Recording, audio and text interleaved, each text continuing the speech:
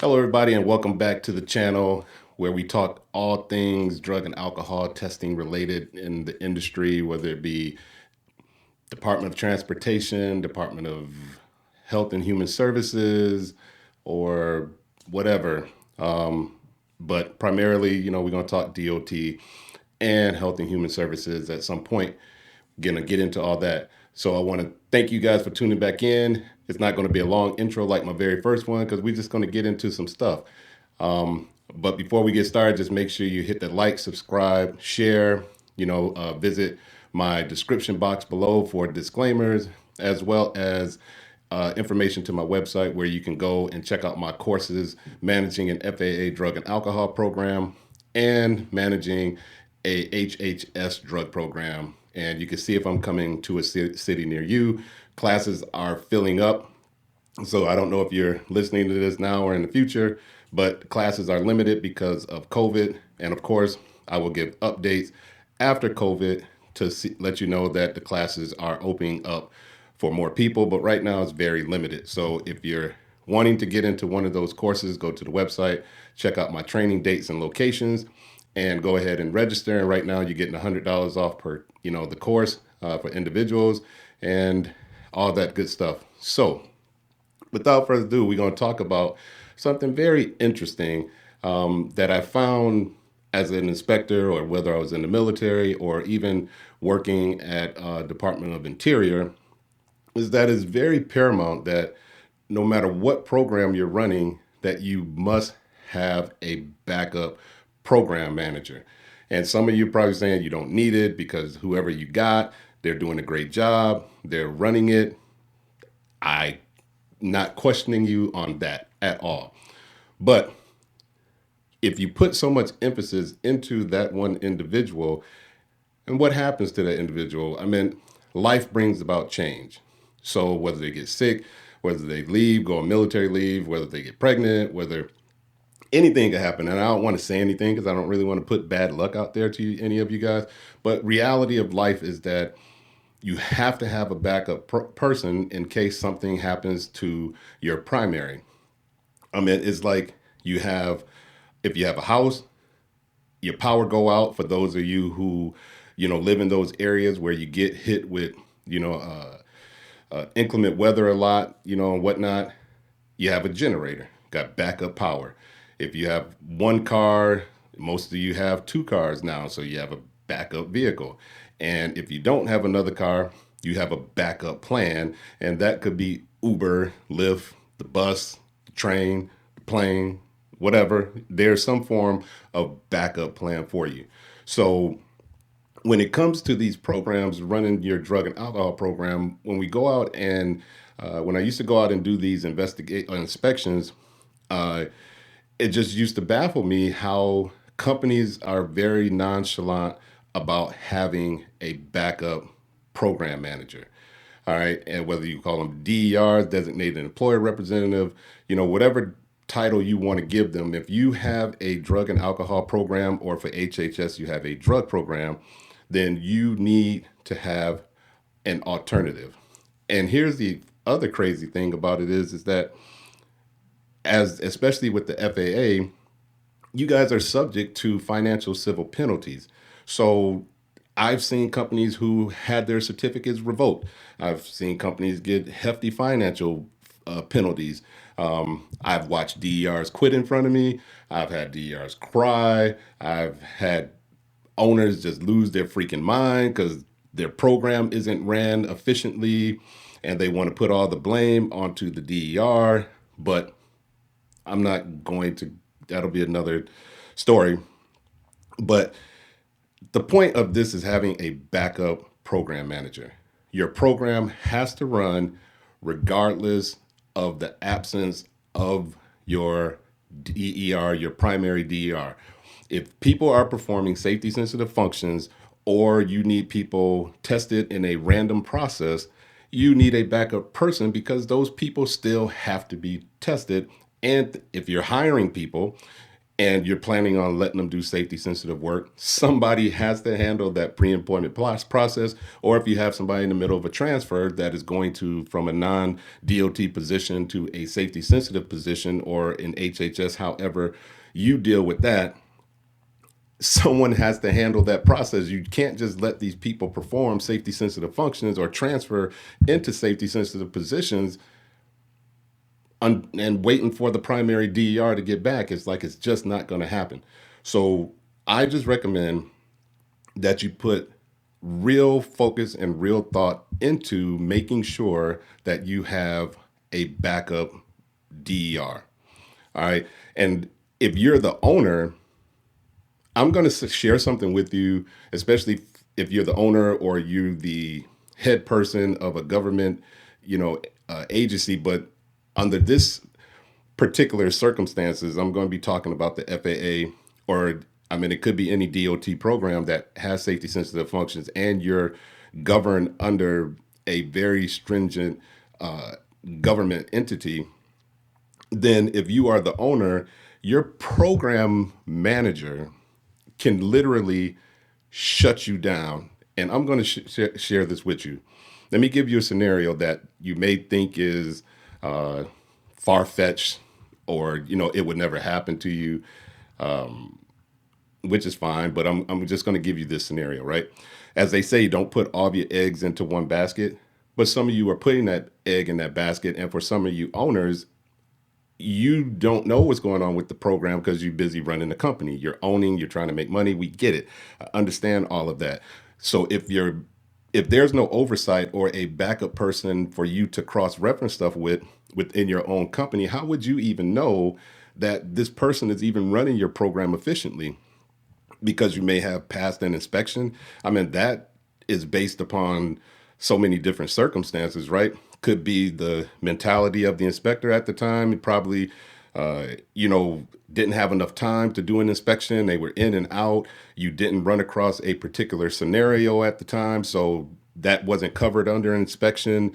I mean, any circumstances could have happened. So you can't think that just because you passed an audit or an inspection that you're just good to go and your DER just knows everything. It's like, no, you just passed this particular audit based on the current documentation that you have at the time of the inspection. So, and I'm not saying that they may or may not know, but 9 times out of 10, you're doing enough to get past an audit, and then life goes back to doing whatever. But again, circumstances change, right? So let me give you a scenario as to I don't know if it's an extreme situation. I don't know if it ever happened. Somebody in the comment section, you can post and say if this ever happened. I don't know.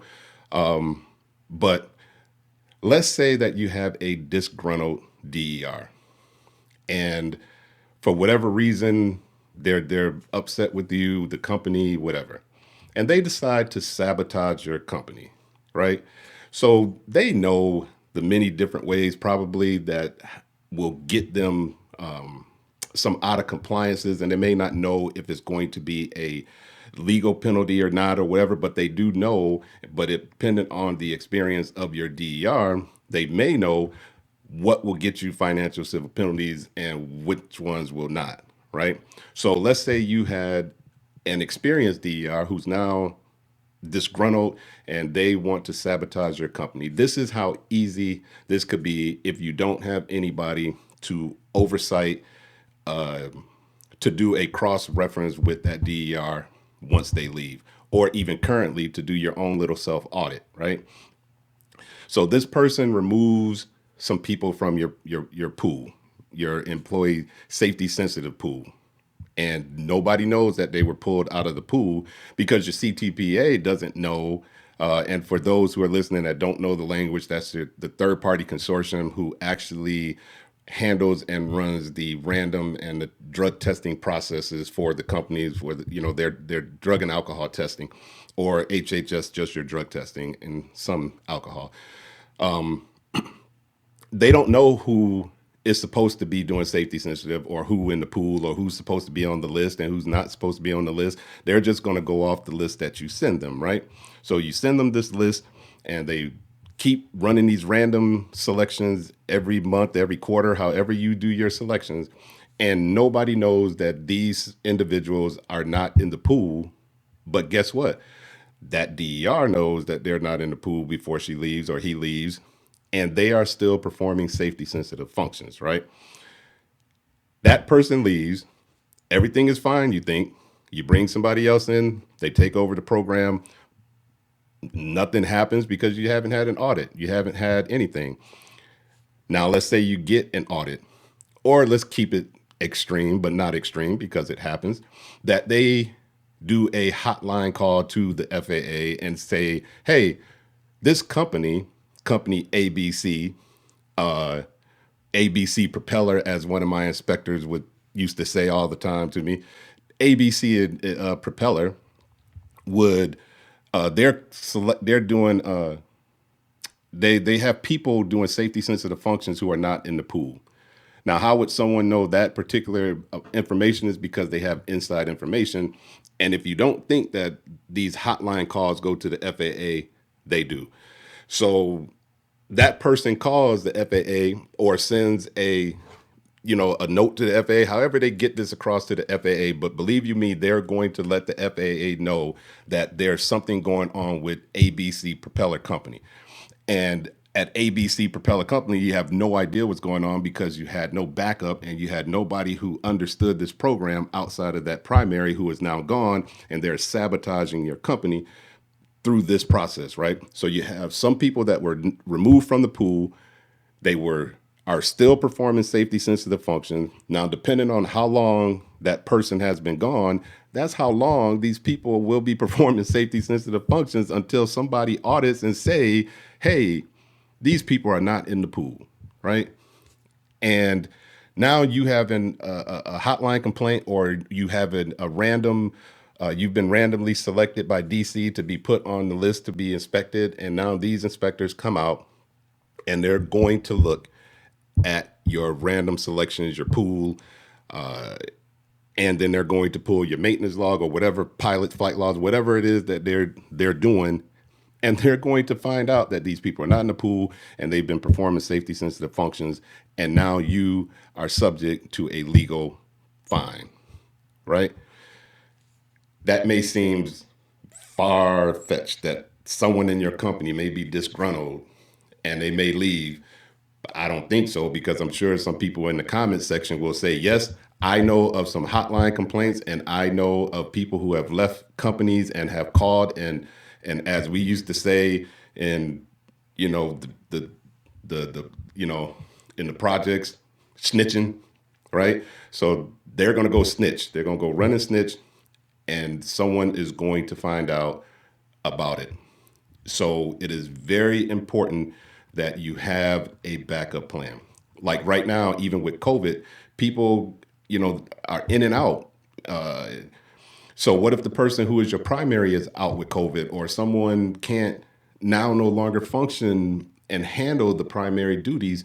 Where is your backup? And I did this video because I was talking to a company, and they got some new DERs coming in who don't know anything about the program, but they're now picking up where someone else left off at. But they, what I mean? Like, if you had an alternative in place, you could keep moving.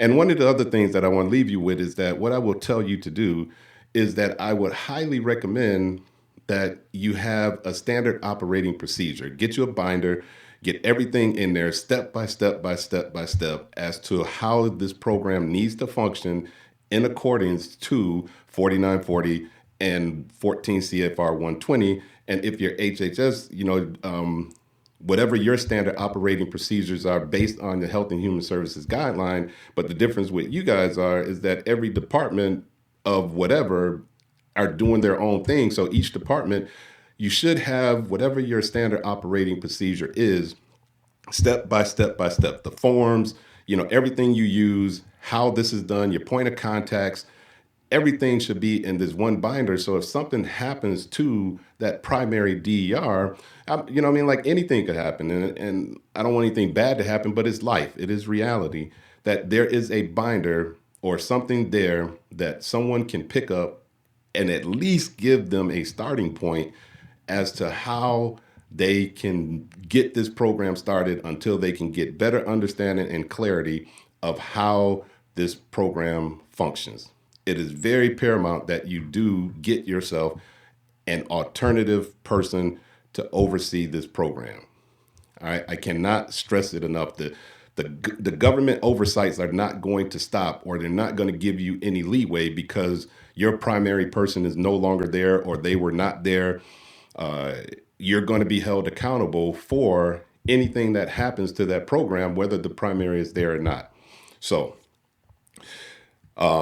there's nothing that I can, know I can show you or whatever in regulations that can force what I'm trying to say, because I think it's enforceable. It's an option that you either have or you do not have a backup person. But I highly recommend you get one, no matter how good your primary is. If your primary is that great, then good. Then that person should be willing to teach somebody else how to assist them with the program in case of their absence, right?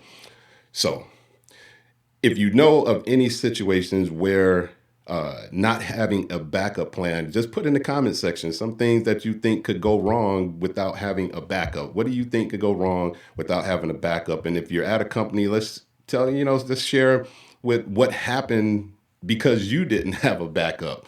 Like what happened? All right. Because one of the things that I can tell you is that you just don't want to be up that creek without a paddle, right? So again, don't forget to like, share, subscribe, put your comments down below. And if you have any questions that you want me to tackle here on the channel, just go ahead and put it in the comment section below. And I definitely will get to those who are subscribed to the channel and get your questions answered first. And don't forget that make sure you check out my website and check out the courses, Managing an FAA Drug and Alcohol Program, and the upcoming course, Managing an HHS Drug Program. And there's my testing locations and dates are on there. The courses are filling up fast across the country. So just make sure that you get in there, get signed up, make sure your primary is there, and also bring in, your backup, so your backup can get some effective training as well. So until next time, and you all know my saying, right? It's not Greg's way, it's the regs way. So until then, I'll see you guys later.